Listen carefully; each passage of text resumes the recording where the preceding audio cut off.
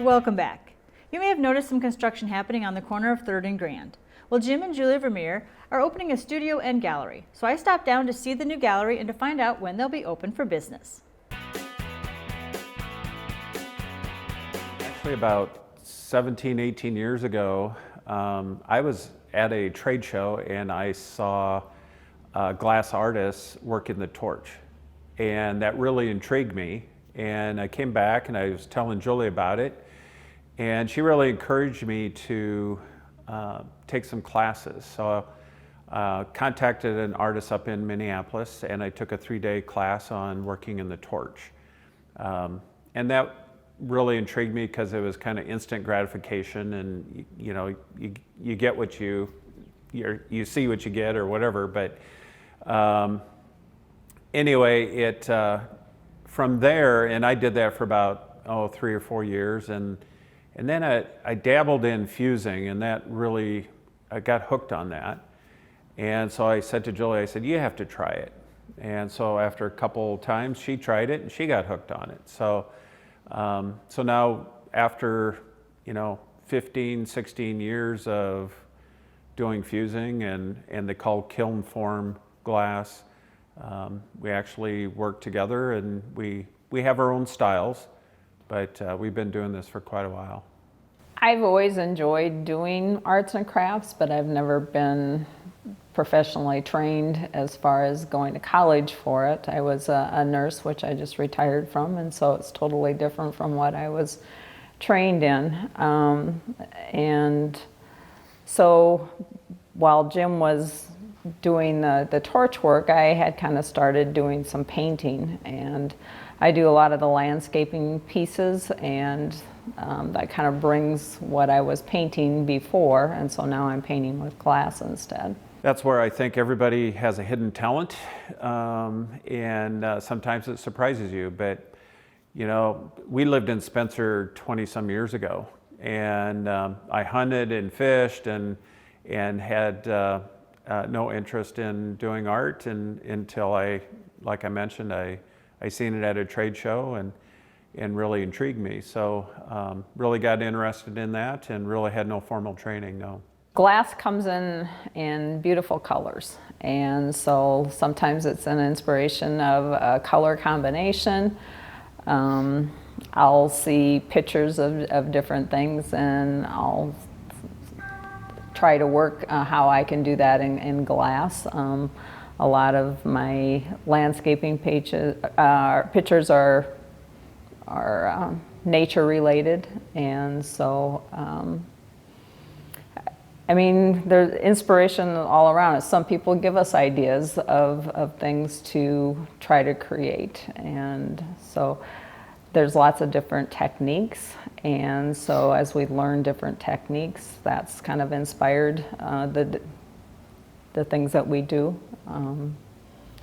Glass, there's so much you can do with glass, and we kind of just feel like we scratched the surface, because most of the time we've been working on weekends and nights doing this, and now that I'm retired from my nursing job, I'll have more time to dedicate and try a lot of new techniques that I haven't had a chance to try before.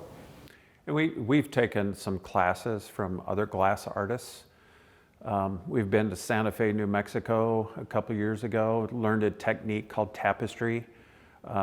We've taken classes from Ann Nye. She was in Omaha, she's now in Arizona. And then through other associations, glass associations, there's a conference in Vegas. So usually they bring all these glass artists in, and you can take all these classes. And so we both have done that. So learn different techniques. And like Julie says, the inspiration sometimes just comes from the color. You want some diversity, because not everybody wants one kind of style versus another. I tend to do more contemporary pieces and abstract pieces. Julie does a lot of the landscaping, or all the landscaping pieces, and some things we collaborate on. But when we have done art shows for the last 15 years.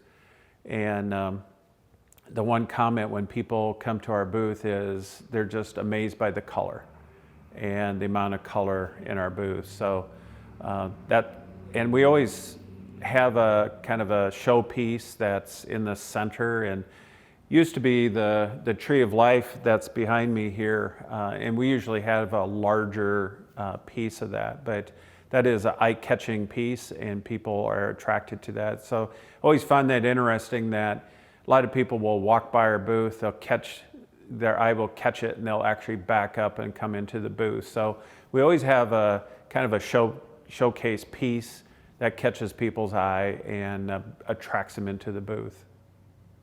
You're never going to get exactly something. We've done the Tree of Life since it's a popular piece 13 times, but every one of them is different. There's no way that you can get that exactly the same. For instance, that one has little features in it that you can customize to a customer too.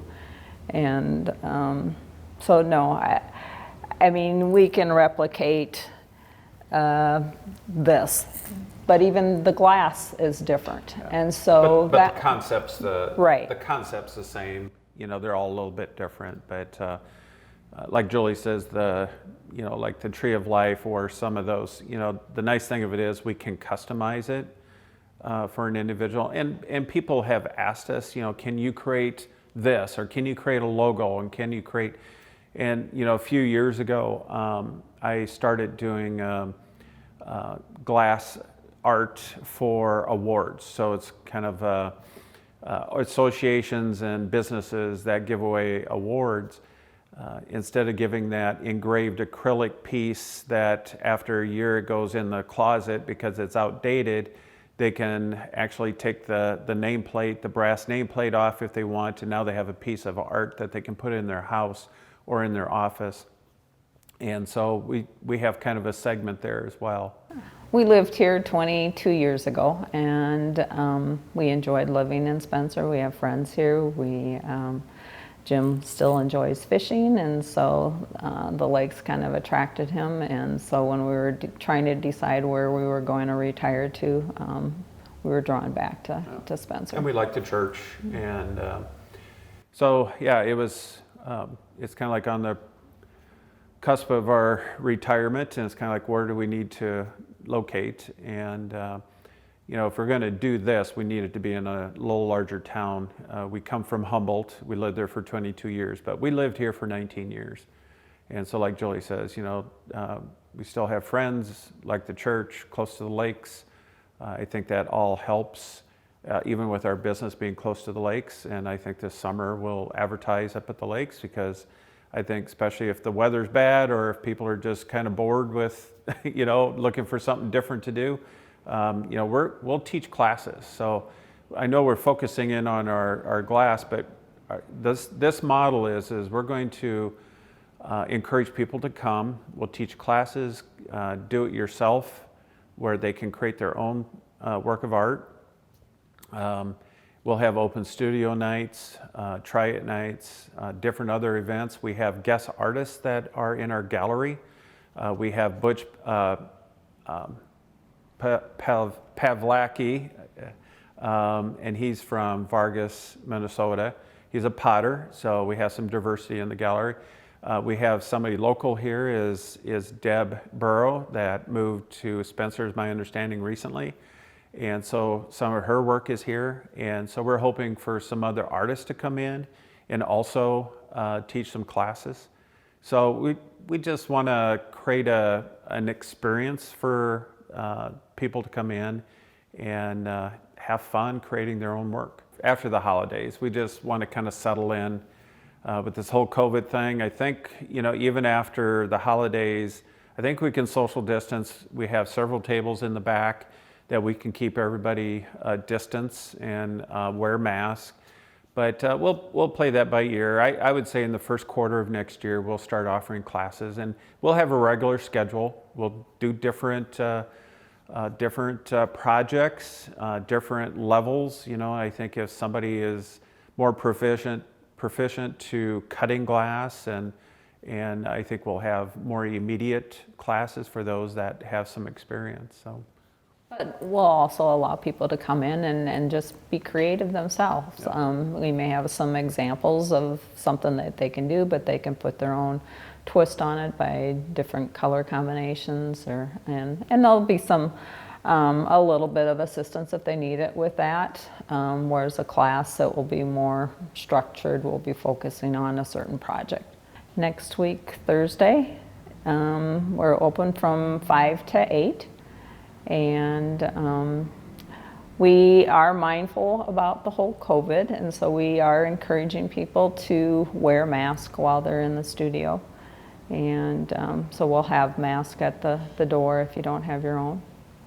Yeah, so we'll have masks and hand sanitizer and encourage social distancing, but I think we can make that happen. The facility's large enough where people can wander through and get a feel of what we're going to do and take a look at our studio, and so yeah, we still encourage people to come. I think we can make it work.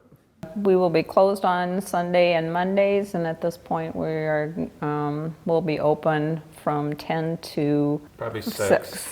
Especially through the holidays, and then probably Thursday nights till 7.